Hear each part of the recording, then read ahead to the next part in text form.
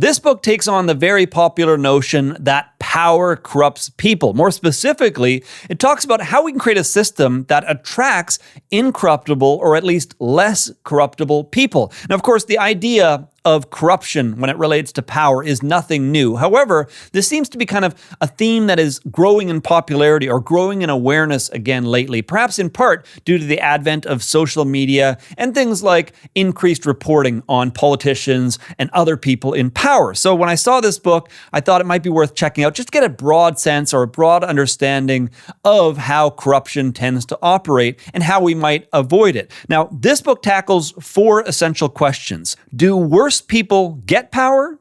Does power make people worse?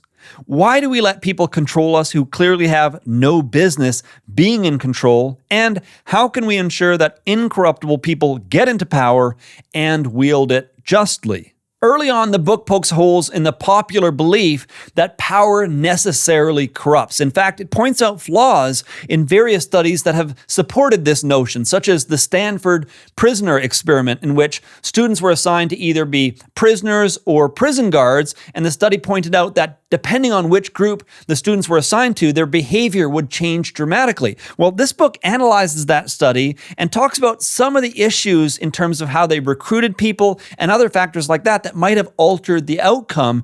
And effectively, the author makes the case that power doesn't necessarily corrupt people, and there are in fact things that we can do to attract less corruptible people, including things like framing the role differently or making sure that we're finding ways to attract as many candidates as possible. And this is important because when it comes to how we frame the role or the position, for example, if an advertisement for a police department shows people in military fatigues and taking on military training and that sort of thing, as opposed to showing someone serving their community, you can imagine how that kind of ad would attract very different candidates depending on which direction they went in. And when it comes to attracting more candidates, this is really important because the more candidates you have applying for a role, the easier it is to hold higher standards and to be more selective. Whereas if you have very few people applying, you really don't have that option. You can't be picky. You just have to accept the people who are applying. So those are 2 examples of things that can really help attract less corruptible people. If you frame the position correctly, and if you make sure that you're attracting as many candidates as possible,